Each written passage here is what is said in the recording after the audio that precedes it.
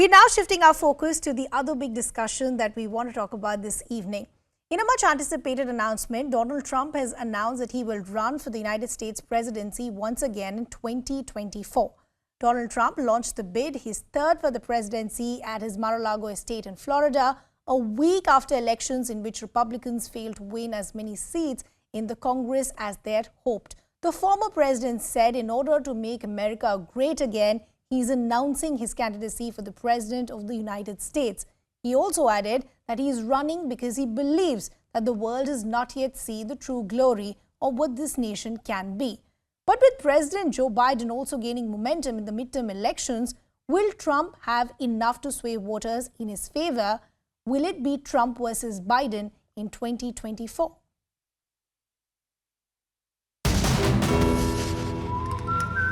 I am tonight announcing my candidacy for President of the United States. There's a lot of people back there.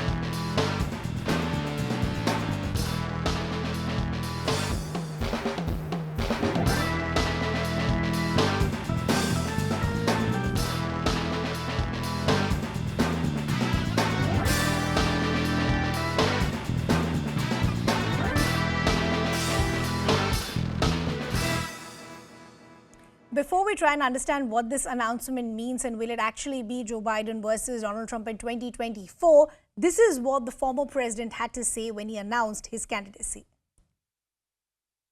2 years ago, we were a great nation, and soon we will be a great nation again. When given the choice, boldly, clearly, and directly, I believe the American people will overwhelmingly reject the left's platform of national ruin, and they will embrace our platform of national greatness and glory. This is not a task for a politician or a conventional candidate. This is a task for a great movement that embodies the courage, confidence, and the spirit of the American people. This is a movement. This is not for any one individual.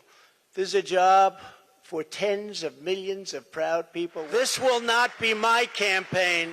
This will be our campaign altogether, because the only force strong enough to defeat the massive corruption we are up against is you, the American people. It's true. The American people, the greatest people on earth, we love them all, and we love both sides. We're going to bring people together. So even as we're seeing this announcement come from Donald Trump, we also want to first understand what are going to be the biggest problems or legal issues that he could face or that he has already faced in the past. Now, role in the 6th January 2021 Capitol Hill attack that continues to still haunt him. An attempt to overturn the 2020 elections. Then there's also stashing of classified documents at the Mar-a-Lago residence. Then the New York Attorney General's civil lawsuit also hangs balance, and he's also been deposed in the defamation suit over a rape claim. But if it was going to be Joe Biden versus Donald Trump in 2024, what are going to be the challenges as far as Joe Biden is concerned? Remember the timing of all of this when this is happening. He has the lowest approval rating of any Democrat president in almost 44 years. The exit polls are not optimistic either. They're showing most voters didn't want Biden again. 64% of Democratic voters want nominees other than Joe Biden. Biden also faces doubts from many within his own party. He's also received mixed results as far as the midterm polls are concerned. So the question that we're asking this evening is, can Trump really make history, and can he come back in 2024? Before I bring in my guest, we want to play out this report as well. Former U.S. President Donald Trump announced his candidacy in Florida, promising to defeat the Democrats. Trump also claimed that he did some great work during his tenure at the White House. CNN's Daniel Dale brings you this fact-check report. Former President Trump started his campaign for the presidency in 2024, just as he ended his presidency in 2021. With a whole lot of inaccuracy, to be generous, or dishonesty if you're feeling less generous. Trump claimed, for example, that he had completed the wall on the border with Mexico, one of his signature policies. That's not even close to true. In fact, there were still about 280 miles or 450 kilometers not completed when he left office. Trump was complaining about the criminal investigation into how he had taken presidential documents to his home, and he said, well, look, Obama did it too. He said Obama took lots of things with him. That is also not true. Obama simply did not do so, and this claim was publicly debunked by the U.S. National Archives when Trump first made the claim in August. Trump said he was the first president to get any revenue from tariffs on China. In fact, such tariffs generated billions per year before Trump. He falsely downplayed the issue of climate change, grossly understating the amount of sea level rise that experts expect. And as usual, he made false claims even when the facts were in his favor. For example, U.S. officials have concluded that about $7 billion worth of military equipment that had been given to the Afghan government was left behind upon the chaotic U.S. withdrawal. So Trump could have accurately complained about that. Instead, he said it was $85 billion left behind. So exaggeration after exaggeration, false claim after false claim. Let me also now bring in our guest to take this conversation forward. We have a Democratic strategist joining us from Washington, Calvin Dark. We also have former diplomat Gurjeet Singh. We also have Ray Locker, senior journalist and author, again joining us from Washington. Gentlemen, good to have all of you on the broadcast with us. Calvin, I'd like to begin the conversation with you. Post the midterm results, was there some sort of doubt possibly that Donald Trump could delay this announcement, considering the fact the results hadn't been that optimistic? No, there wasn't any doubt that he would do it, simply because for Donald Trump, canceling or looking in any way weak, or that he wasn't a complete and utter success, he wouldn't do that. So we knew it was happening. Now, when it comes to, was this the best time for it to happen? If he was going to do it, even people who are his biggest fans were saying this is not the time. After midterms, where the Democrats did unprecedentedly well, where Trump's candidates did unprecedentedly bad, and because it's not over. A very key Senate race in Georgia is happening, and when folks are talking about Trump and they're giving money to Trump for his new 2024 campaign, they're not giving it to Herschel Walker and helping out the Republicans in Georgia. So for those reasons, it was just a oddly and just weird timing for him to make this announcement. Ray, what do you think about the timing when this announcement has come? Because as we said, it's also a time when even President Joe Biden is on a high. So what did you make of the timing? Do you think it would have been better if this was a delayed announcement? Or do you think this is just Donald Trump being Donald Trump?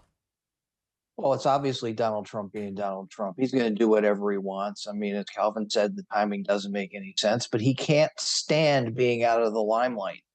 Even if it means giving a really lame speech like he gave last night, which he sounded like he was on some kind of downer. And as Daniel Dale said in his fact check, made a zillion false claims. He just can't stand being out of the limelight, so he doesn't care what timing it is. He wants to do it when he wants to do it. He listens to no one.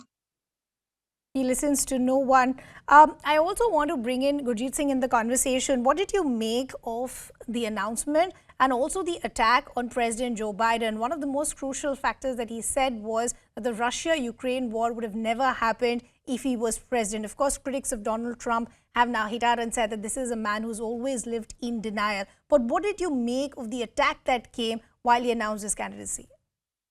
Well, I think that this is just the beginning, and there are going to be a lot of attacks on Biden, who Donald Trump will use as his punching bag to show how efficient he was. And regarding the Ukraine-Russia crisis, everybody knows that Donald Trump had relationships with Ukraine, which are under investigation, and his closeness to Putin was also well established. So on that, he is probably right. But whether Putin would have attacked Ukraine if Donald Trump had been there is not very clear. But certainly I do think that Europe would not have come behind the United States the way they have done now had Trump been in charge, war or no war. I think the possible return of Trump is Europe's worst nightmare because he showed them their place. And I don't think they quite liked it. And that is why they wanted to remain autonomous, which now they have pulled back on. But I think that Donald Trump has announced his candidacy not on time, as he said he would. But he has lost Well, he's not won 3 elections. After winning the presidency, he lost the midterm. Remember, 41 seats down. He lost the presidency. And now you can't really say he has won. And I think Biden comes out as the best performing president in a midterm in about 2 decades. You're right. Personally, Biden is not popular. But when you start putting Trump as a candidate, then you, I think, need to see what Biden's popularity increases or not. Yeah. I think Trump also has to fight his way through the Republican candidacy because Okay. there are going to be primaries.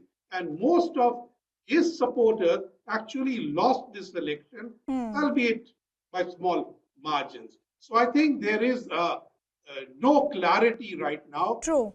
I think the cases that you mentioned and our other panelists mentioned, especially the True. criminal cases, they make it important for Trump to declare a presidential candidacy and claim some sympathy and possibly a slowdown in That's why I prosecution said, in that right now universe. we're working with a lot of hypothetical situations as well of what, the real fight will be in 2024. Also, more importantly, as far as Donald Trump is concerned, just by announcing the candidacy, you don't immunize yourself as far as prosecution or other cases concerned. But the other reality also is what is happening as far as popularity of President Biden is concerned. And Calvin, this is where I want to bring you back in. And these are the numbers that I put out, that he's got the lowest approval rating of any Democrat president in almost 44 years. As far as exit polls are concerned, they aren't being very optimistic either. Many within the party want another nominee. So do you then think this is an opportunity that Donald Trump had been waiting for? I don't really think this works in Donald Trump's favor because, as you just cited the figures with the exit polling, there's a pretty high level of disapproval for Biden. But guess what? When the voters had to choose between Biden and the Republicans, they chose Biden, which showed that the alternative, much of which was Trump-backed, Trump-styled. So when it comes to voting, I don't think you can necessarily say that if there's a high disapproval rating for Biden, that means a good thing for Trump or the Republicans.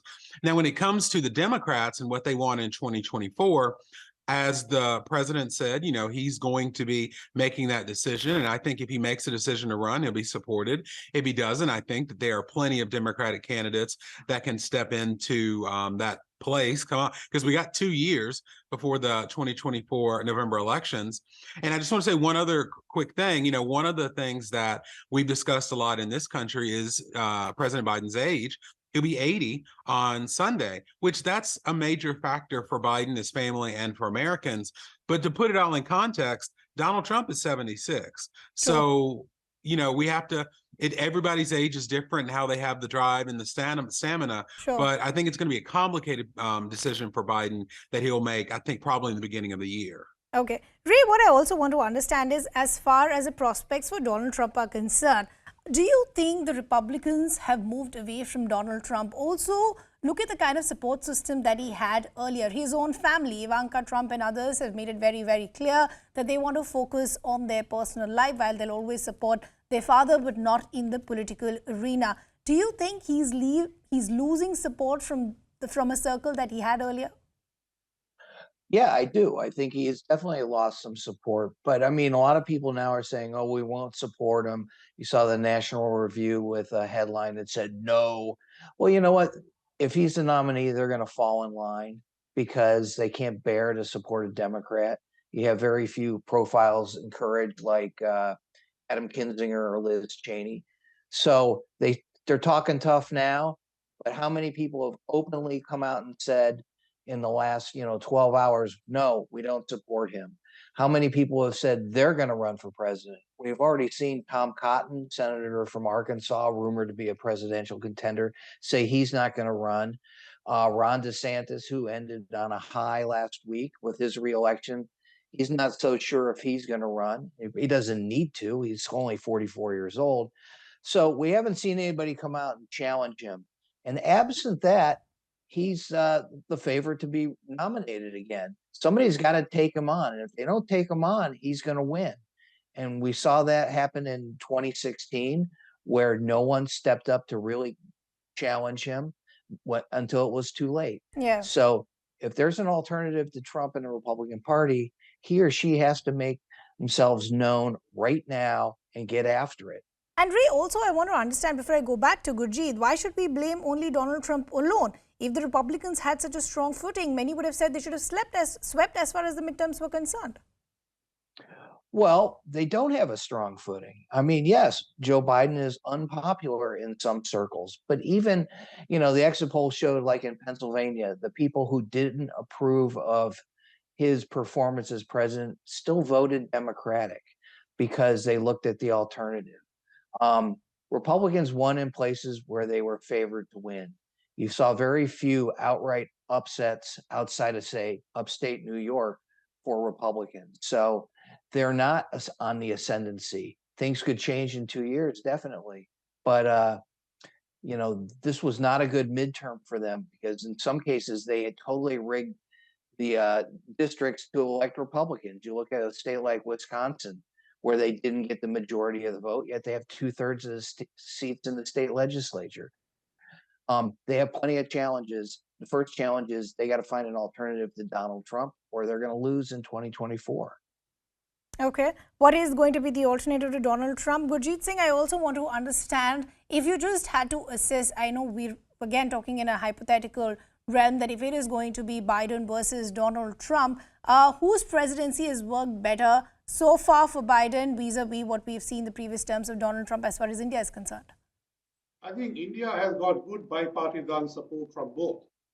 We had a very good relationship with Donald Trump, and he was very gung-ho on India and the Indo-Pacific. He was not so gung-ho on ASEAN, and he would ignore them.